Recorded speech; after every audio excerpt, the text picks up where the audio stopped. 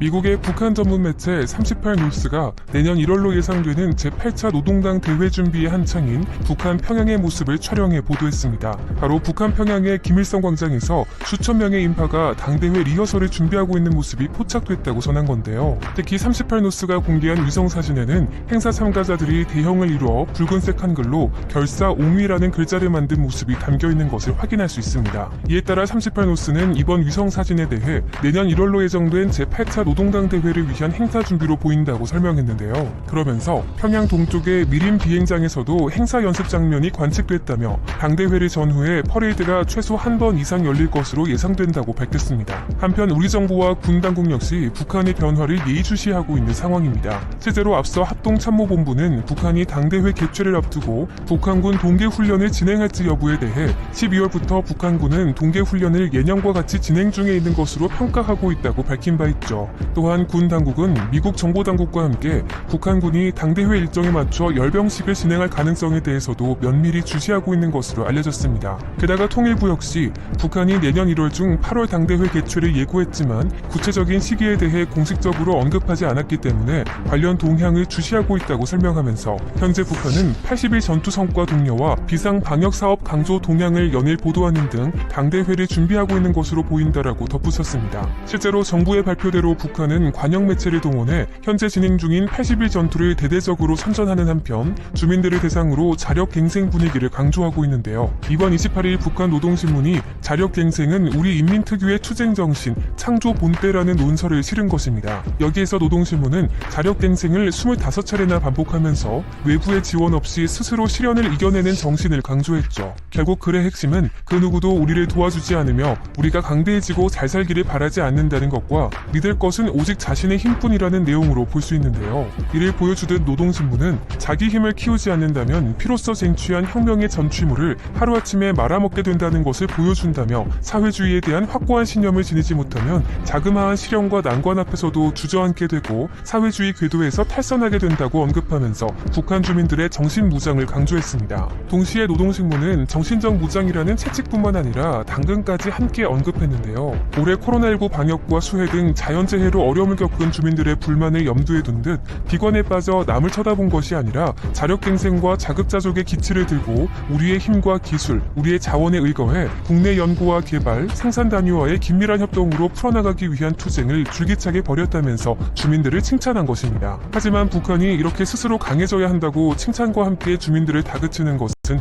그만큼 현재 상황이 어렵다는 방증으로 볼 수 있죠. 실제로 북한이 지난달 중국에 수출한 금액은 우리 돈 260만 원에 불과한 것으로 알려졌는데요. 중국 수출입관리기관인 해관총서가 최근 공개한 북중 무역 자료에 따르면 북한의 11월 대중국 수출 품목은 화장품과 비누 등 단 3개 품목에 그치면서 총 수출액 2,382달러를 기록한 것입니다. 즉 2,500만 인구의 국가 전체 수입이 단 260만 원에 불과한 말도 안 되는 수치가 나와버린 것이죠. 이는 9월부터 북한 당국이 중국뿐 아니라 러시아와도 사실상 국경을 완전히 차단하고 무역을 중단하면서 사실상 수출로 인한 외화벌이가 완전히 막히게 된 것이 주된 이유인데요. 심지어 중국으로부터 북한이 수입한 품목 역시 지난 한 달 동안 16개밖에 되지 않았던 만큼 주민들의 생활이 과거에 비해 매우 어려워졌음을 짐작케 하고 있습니다. 한편 북한이 당대회 분위기를 끌어올리는 데 집중하기 위해 실시한 80일 전투도 곧 마무리 수순에 들어가고 있습니다. 지난 10월부터 시작된 80일 전투가 올해를 끝으로 마무리될 것으로 보인다고 우리 정부가 분석한 것이죠.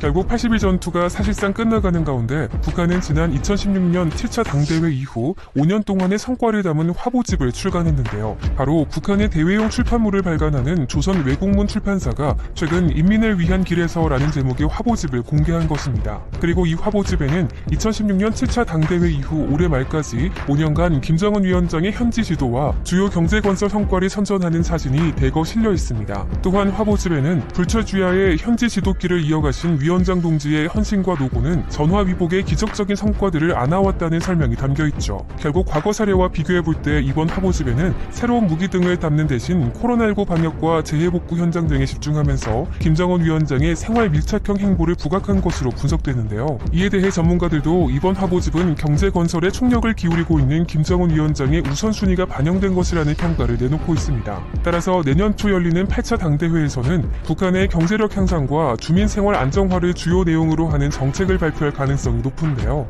앞서 김정은 위원장이 지난 7차 당대회에서 나온 경제발전 5개년 전략을 사실상 실패했다고 인정한 만큼 8차 당대회에서 내놓겠다고 한 국가경제발전 5개년 계획은 생활 밀착형 정책이 주가 될 수밖에 없죠. 이렇게 북한의 새 정책 방향이 발표돼 당대회에 이목이 집중되는 가운데 북한은 아직 구체적인 일정을 공개하지 않고 있습니다. 그런데 앞서 북한은 당대회나 최고인민회의 같은 대형 정치 일정을 1, 2주 전에 공개해온 바 있습니다. 또한 지난 당대회 역시 70일 전투 직후 개최된 만큼 이번에도 80일 전투가 끝난 뒤 일주일 안에 열릴 가능성이 점쳐지고 있죠. 다만 한국과 미국을 포함한 국제사회의 관심도를 더욱 끌어올리기 위해 북한이 구체적인 일정 공개를 최대한 늦출 것이라는 전망도 나오고 있는데요. 왜냐하면 올해 북한의 당대회 개최 시점은 과거보다 훨씬 중요하기 때문입니다.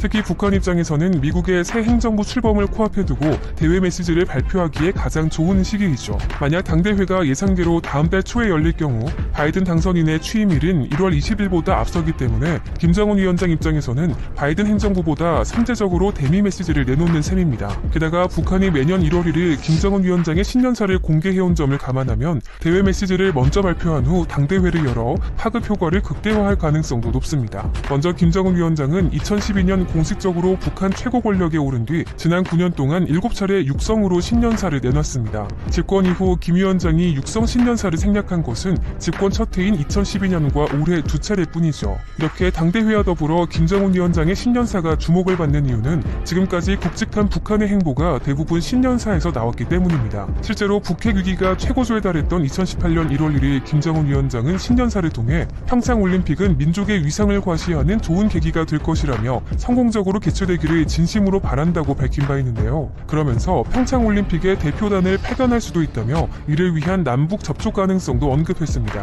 심지어 6차 핵실험이 진행된 지 얼마 되지 않은 시점에서 김정은 위원장이 한국에서 열리는 올림픽 참가를 거론한 것도 모자라 올해 북한은 정권 수립 70주년이고 남한은 평창올림픽을 개최하기 때문에 남과 북에 모두 의미 있는 해라고 언급하면서 전 세계를 깜짝 놀라게 만들었죠. 이에 문재인 대통령이 바로 다음날 북한 김정은 위원장이 신년사에서 북한 대표단의 평창올림픽 파견과 당국 회담 뜻을 밝힌 것은 평창올림픽을 남북관계 개선과 평화의 획기적인 계기로 만들자는 우리의 제의에 호응한 것으로 평가하며 굉장히 환영한다고 밝히면서 남북관계는 급물살을 탄 바 있습니다. 이후 남북 정상회담과 북미 정상회담을 잇따라 개최하면서 숨가쁘게 한 해를 보낸 김정은 위원장은 2019년 신년사에서 또 한 번 깜짝 발표를 했는데요. 언제든 또다시 미국 대통령과 마주 앉을 준비가 돼 있으며 국제사회가 환영하는 결과를 만들기 위해 노력할 것이라고 밝히면서도 미국이 대북 제재 등 압박을 지속할 경우 다른 방안을 찾겠다고 경고한 것입니다. 실제로 당시 김정은 위원장은 트럼프 대통령을 향해 약속을 지키지 않고 강요하려 한다면 새로운 길을 모색하지 않을 수 없다고 언급했죠. 그러면서 한반도에 항구적이며 공고한 평화체제를 구축하고 완전한 비핵화로 나가려는 것은 우리 당과 공화국 정부의 불변한 입장이며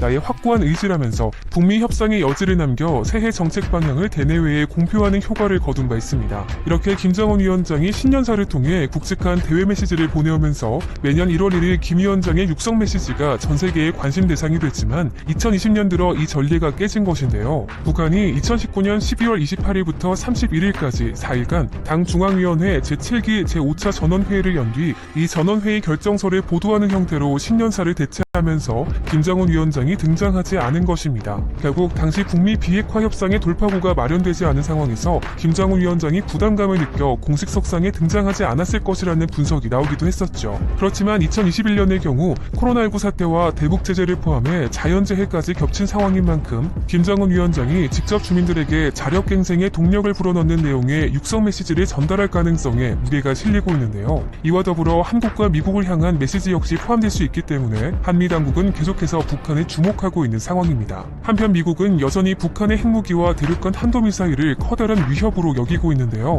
바로 이번 25일 미국 의회가 북한의 대륙간 탄도미사일이 미국 본토를 공격할 가능성에 대비해 이를 감지할 수 있는 레이더를 하와이에 배치하는 예산을 편성한 것입니다. 구체적으로 미사일 방어청을 통해 하와이에 배치될 방어용 레이더를 계속해서 개발하기 개발할 수 있도록 1억 3,300만 달러, 우리 돈 약 1,470억 원에 달하는 예산을 내년도 국방 예산안에 포함시킨 것이죠. 앞서 트럼프 대통령이 본토 방어용 레이더 배치 계획을 중단시키면서 논란이 됐지만 트럼프 대통령이 재선에 실패하자 의회가 이를 다시 추진하기로 한 것입니다. 결국 계획대로 미국 본토 방어용 레이더가 개발될 경우 알래스카와 캘리포니아에 배치돼 북한의 대륙간 탄도미사일을 목표물로 하는 요격용 미사일의 정확도도 크게 올라갈 것으로 미군은 기대하고 있습니다. 이렇게 미국이 북한에 대한 우려와 의심을 거두지 않고 있는 상황에서 대화를 이어오던 트럼프 대통령까지 물러났기 때문에 북한 입장에서는 바이든 행정부를 협상의 장으로 끌어들이기 위해 어떤 식으로든 메시지를 던질 수밖에 없을 텐데요. 그런데 우리 정부도 북한이 앞으로 어떤 메시지를 낼지 촉각을 곤두세우고 있는 것으로 알려졌습니다.